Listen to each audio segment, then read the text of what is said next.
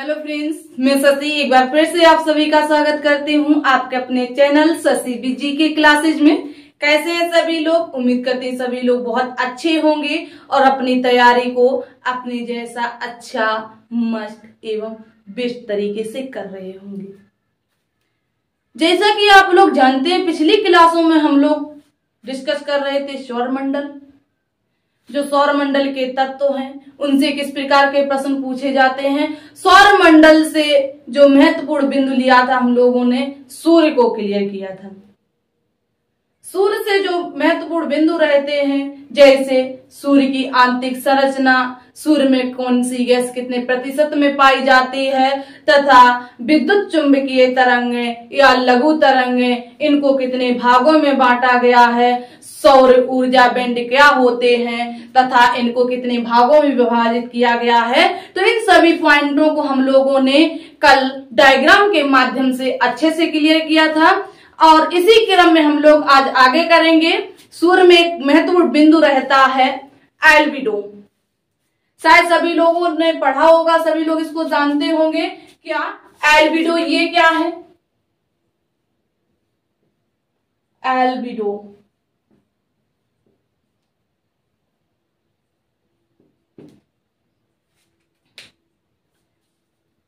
तो ध्यान दीजिएगा सभी लोग, जो एल्बिडो है ये ऐसे सौर विकिरण है जो बिना प्रयोग किए वायुमंडल से सूर्य की ओर परावर्तित हो जाती है। आप सभी लोग जानते हैं जो सौर विकिरण है पृथ्वी की ओर आकर्षित होती है,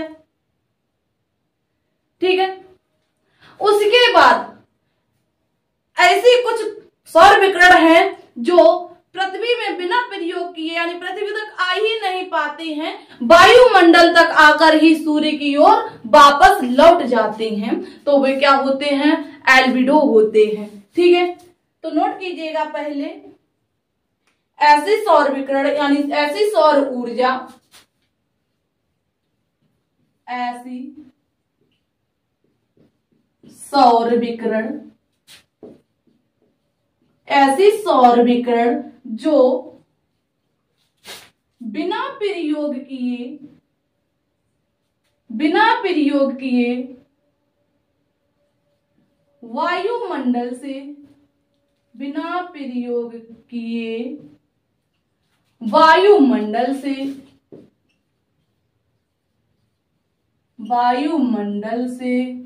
सूर्य की ओर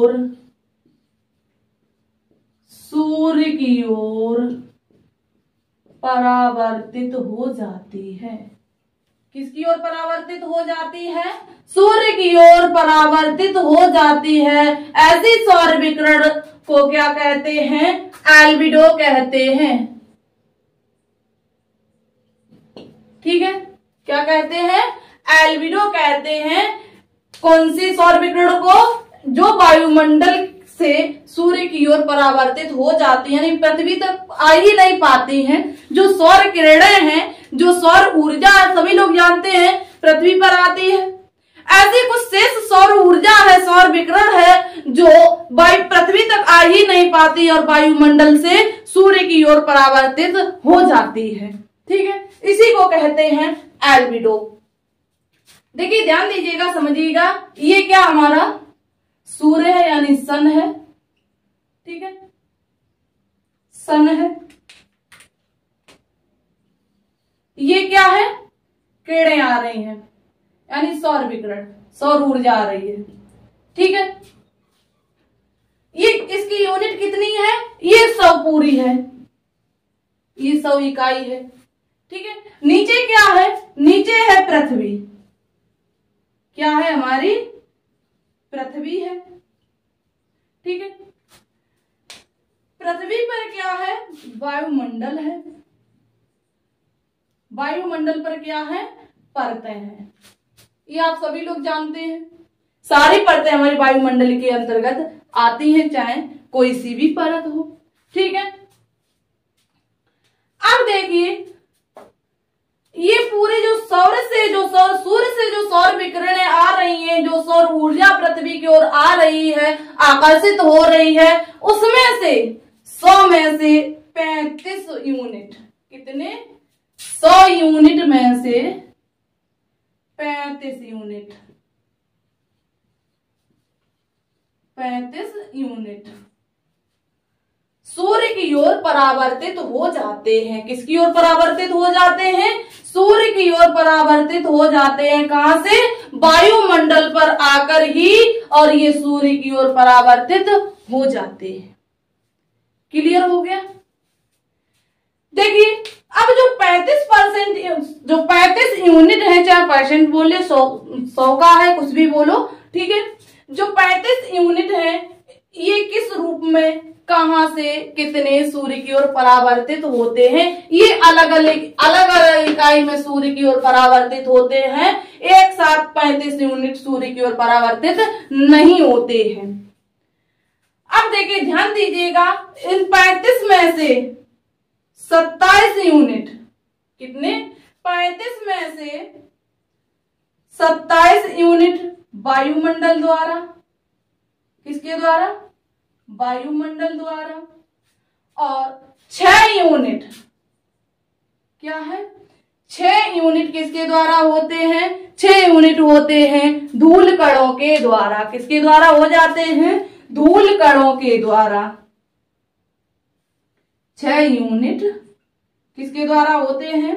धूल कणों के द्वारा। ठीक है। इसके बाद 2 यूनिट बचते हैं। कितने? 2 यूनिट।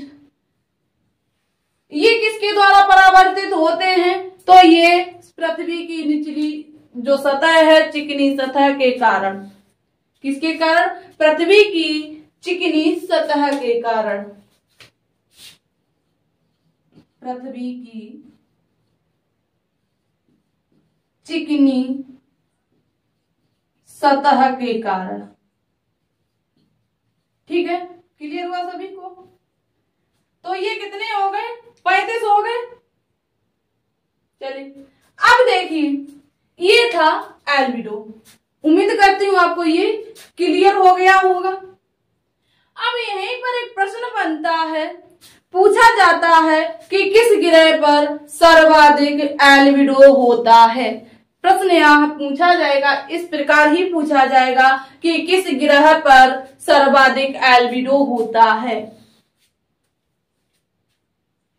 तो ध्यान देना है, जो ग्रह की अगर बात की जाए तो पृथ्वी एक ऐसा ग्रह है। क्या? पृथ्वी एक ऐसा ग्रह है जिसमें 35 यूनिट। कितने? 35 यूनिट। आपको हमने पहले ही बता दिया कि सूर्य की किरणें पृथ्वी को आकर्षित होती है, उसमें से 35 यूनिट एल्बिडो में चले जाते हैं, यानी सूर्य की ओर परावर्तित हो जाते हैं। तो ये कहां से होंगे? पृथ्वी से ही तो होंगे। अन्य सभी ग्रहों को छोड़कर पृथ्वी एक ऐसा ग्रह है जहां पर सर्वाधिक एल्बिडो होते हैं, यानी सर्वाधिक सौर विकिरण परावर्तित होता है। क्लियर हुआ? तो कौन सा ग्रह हो जाएगा? तो हमारा जो पृथ्वी है, ये ग्रह क्या करता है? सर्वाधिक एल्बिडो यानी सर्वाधिक सौर विकिरण परावर्तित करता है। क्लियर हुआ? चलिए, ये थे देखिए सूर्य से कुछ प्रमुख तत्व। अब देखिए, हम लोग पढ़ेंगे, सूर्य को क्लियर कर लिया, इसके बाद सौरमंडल में क्या आता है? ग्रह यानी प्लैनेट्स। ठीक है, तो इसकी स्क्रीनशॉट ले लीजिएगा। ले ली सभी ने? चलिए, सॉरी। अब नेक्स्ट पॉइंट बनाओ आप लोग, ग्रह। क्या? ग्रह। अब हम लोग जानेंगे ग्रह की संरचना। जिस प्रकार हम लोगों ने सूर्य की संरचना, वायुमंडल की सौरमंडल की संरचना, ब्रह्मांड की संरचना, आकाश गंगा की संरचना को अच्छे से क्लियर किया है, इसी प्रकार हम लोग ग्रहों की संरचना को भी अच्छे से क्लियर करेंगे, चारों पॉइंटों को बिल्कुल बेसिक से। ठीक है, अब हेडिंग बनाइए, पॉइंट बनाइए, ग्रह यानी प्लैनेट्स। ठीक है, ये होता क्या, इसको हम किस प्रकार परिभाषित करेंगे। तो देखिए सबसे पहले हम लोग इनके क्रम के आधार पर देख लेते हैं तो अच्छे से क्लियर हो जाएगा। ठीक है सॉरी, गिरह, इनको हम संरचना के आधार पर देखेंगे, नहीं डायग्राम के आधार पर क्लियर करेंगे। ठीक है, ये क्या है, ये हमारा है सूर्य। ठीक है, सूर्य, सूर्य एक क्या है, सूर्य एक तारा है।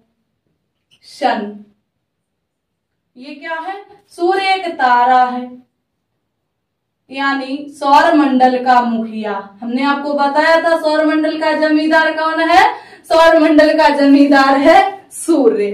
ठीक है, जैसे राजा महाराजाओं में होते थे, पहले हमारे देश में भी जब जमींदारी प्रथा चली है, इसी प्रकार हर कस्बे, हर क्षेत्र में, हर राज्य में क्या होता था, एक जमींदार होता था। ठीक है, उसी प्रकार हमारे सौर मंडल में भी एक जमींदार है, कौन है, सूर्य। ठीक है, अब देखिए जो सूर्य के अंतर्गत कितने ग्रह आते हैं, सूर्य के अंतर्गत या कहें सौर मंडल में 8 ग्रह होते हैं। कितने ग्रह होते हैं, 8 ग्रह होते हैं। कौन कौन से, इनके क्रम के आधार पर चलेंगे, इनके साइज के आधार पर चलेंगे, आकृति के आधार पर। पहला है बुध। ठीक है, इसके बाद शुक्र, पहला बुध, शुक्र, इसके बाद पृथ्वी। ठीक है, पृथ्वी के बाद कौन सा ग्रह आता है, पृथ्वी के बाद आता है मंगल ग्रह। कौन सा ग्रह आता है, मंगल ग्रह। मंगल ग्रह के बाद बृहस्पति। अब इसको हम देखिए बिंदु द्वारा क्यों प्रदर्शित कर रहे हैं, क्योंकि ये गैसीय ग्रह हैं। कैसे ग्रह हैं, ये गैसीय ग्रह हैं। बृहस्पति के बाद कौन सा आता है, शनि आता है। कौन सा आता है, शनि आता है। शनि के बाद कौन सा आता है, शनि के बाद आता है अरुण। कौन सा ग्रह आता है, अरुण ग्रह आता है। अरुण के बाद आता है वरुण। कौन सा ग्रह आता है, अरुण के बाद आता है वरुण ग्रह। देखिए इनमें 4 ग्रह हैं जो स्थलीय यानी ठोस हैं, और जो 4 अन्य ग्रह हैं ये क्या हैं, ये गैसीय ग्रह हैं। ये सिर्फ और सिर्फ गैस द्वारा ही बने हुए हैं, इसीलिए इन पर जीवन संभव नहीं है। ठीक है, अब देखिए इनके नाम देख लेते हैं। ये कौन सा है, बुध, ये शुक्र, ये हमारी पृथ्वी, ये कौन सा होगा, मंगल, ये बृहस्पति, ये शनि, ये अरुण और ये वरुण। ठीक है, अब देखिए अब इनको हम परिभाषित किस प्रकार करेंगे, सौर मंडल को।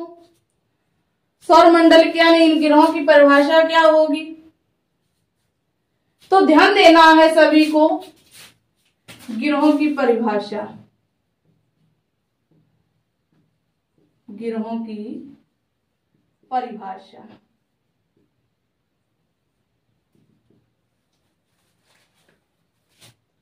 तो देखिए ग्रह की जो परिभाषा होती है ये कुछ इस प्रकार परिभाषित किए जाते हैं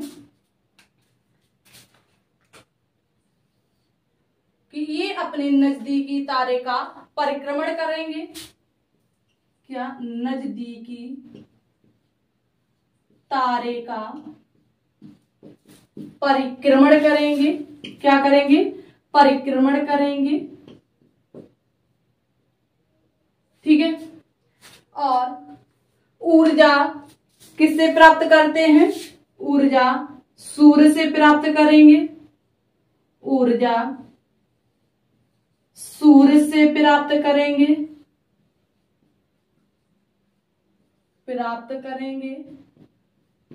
अब देखिए जो नजदीकी तारा है कौन सा है?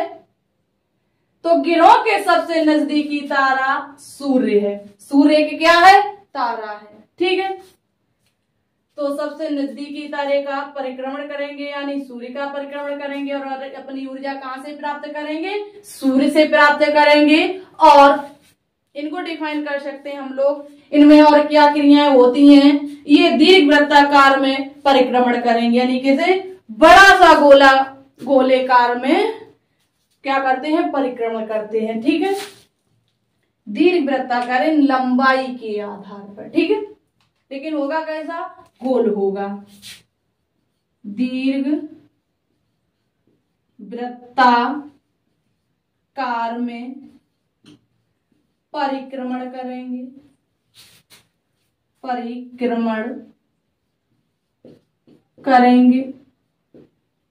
ठीक है। इसके बाद ये अपने अक्ष पर ही घूर्णन करेंगे। क्या है? ये अपने अक्ष पर ही घूर्णन करेंगे, ये अपने अक्ष पर ही घूर्णन करेंगे।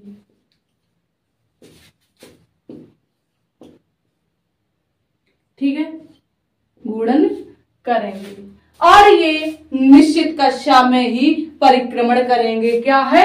निश्चित कक्षा में। ये एक दूसरे की कक्षा को नहीं काटेंगे। ये अपनी निश्चित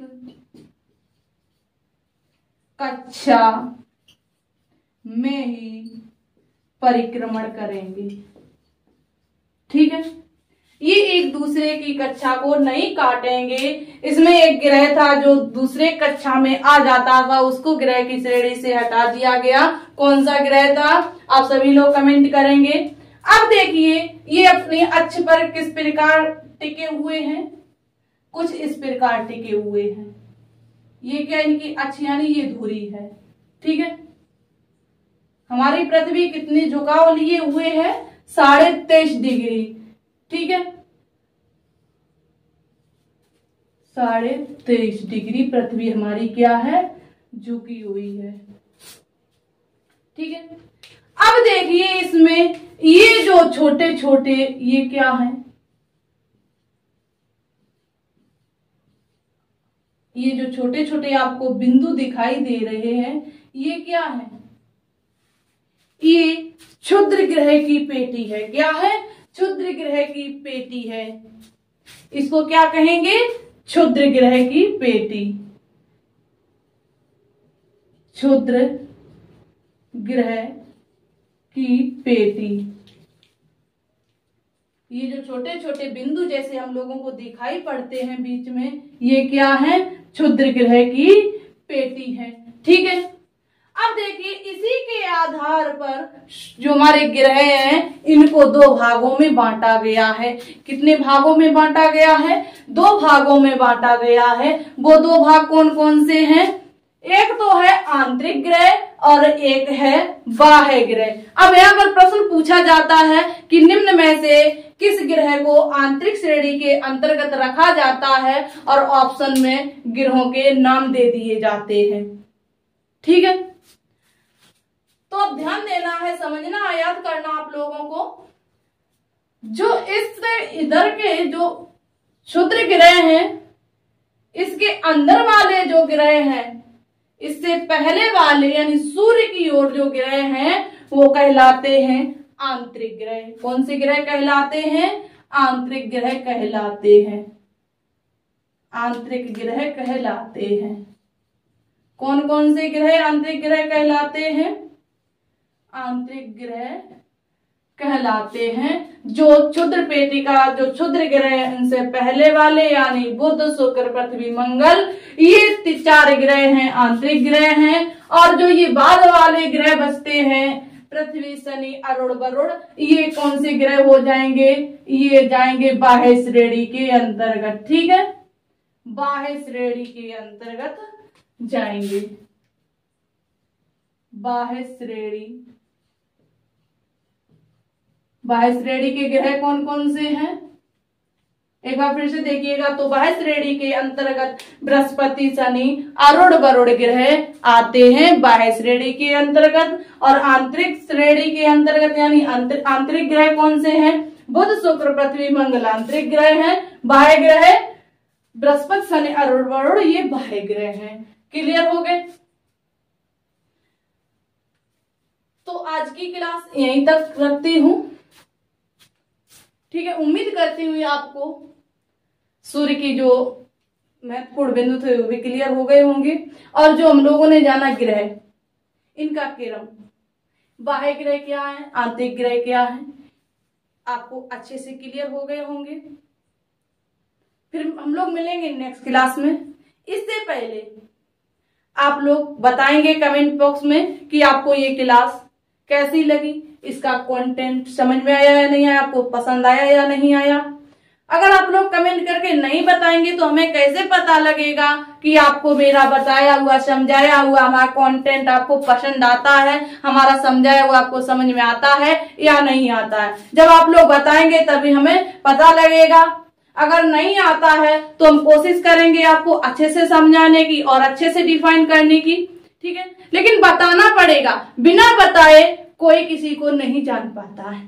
ठीक है, चलिए, तो जो साथी इस क्लास में पहली बार आए हैं, हमारे चैनल पर पहली बार आए हैं, तो एक बार हमारे चैनल को सब्सक्राइब कर लें ताकि ऐसी वीडियो सबसे पहले आपके पास पहुंचे, कोई भी वीडियो डाली जाए। और जिन साथी ने अभी तक हमारी क्लास को शेयर नहीं किया है, लाइक नहीं किया है, एक बार सभी लोग क्लास को शेयर करेंगे, लाइक करेंगे और चैनल को सब्सक्राइब करेंगे। फिर मिलेंगे हम लोग नेक्स्ट क्लास में। धन्यवाद।